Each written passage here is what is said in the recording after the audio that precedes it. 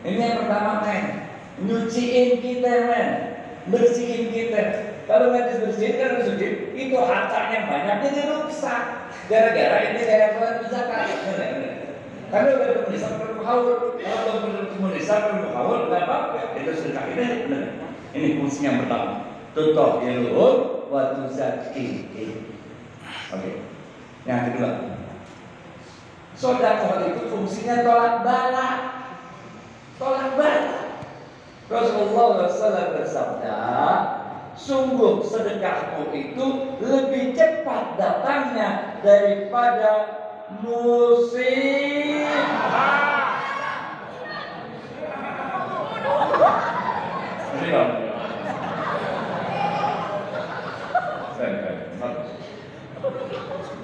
Kita semua bakal dapat musibah.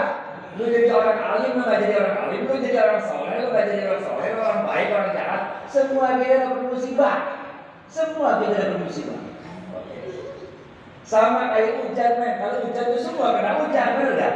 Bedanya nih kalau kita bayar sedekah, itu kayak pakai jaket hujan, kayak pakai jas hujan. Orang lain masa kuyup ente kagak nanti ya.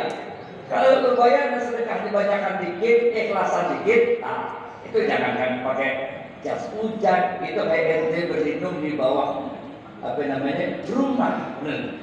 Orang lain mah hujan, ente diam aja di dalam rumah kagak benar. Sedekah ini datangnya lebih cepat daripada musibah yang akan datang menimpa kita. Kita semua barang kena musibah, kan? Benar. Tapi ini zakat lebih cepat datangnya dari musibah. Ini fungsi yang kedua, tolak bala.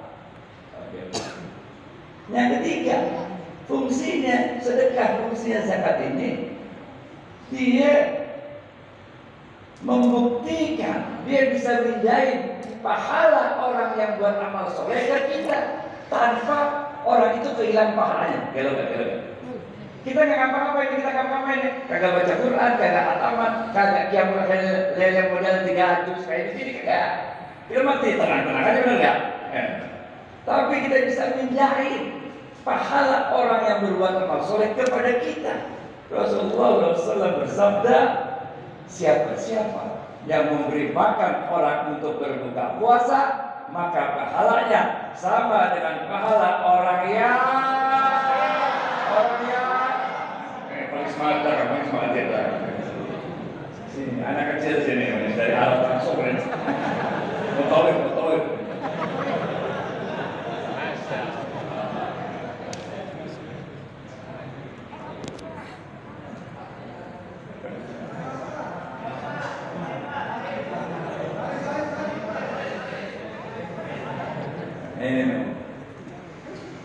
Kita kalau orang-orang baru 1 Ramadan dapat pahala cuma baru 1 hari, tapi kalau hari itu ente kirimin 30 nasi bungkus nih, ente udah lebaran nih, ngerti gak?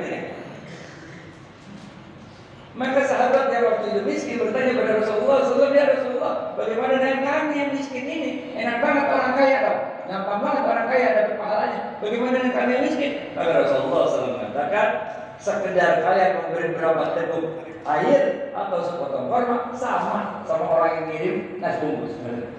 Jadi ini bukan amalan orang kaya doang, ini amalan orang kaya, orang miskin sama aja men.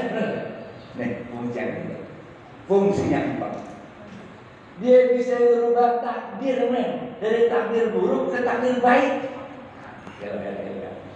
Rasulullah SAW itu takdir. Sebab tahu Jibril turun dari langit. Ada beliau? Ya Rasulullah, Allah telah menetapkan takdir wanita pelacur itu menjadi seorang calon penghuni neraka.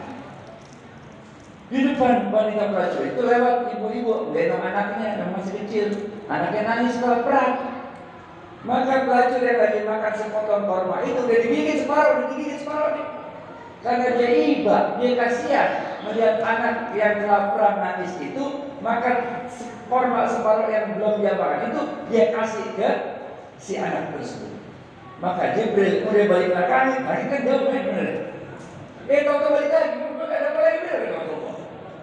Maka Jibril mengatakan, ya Rasulullah, Allah telah merubah takdir wanita itu dari seorang calon penghuni neraka menjadi seorang calon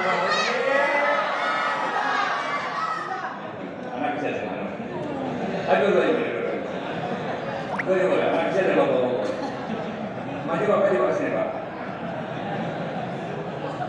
Penghuni neraka menjadi seorang penghuni.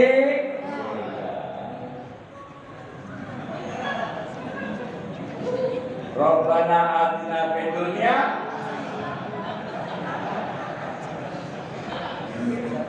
ini dasarnya sedekah, dasarnya zakat itu bisa merubah.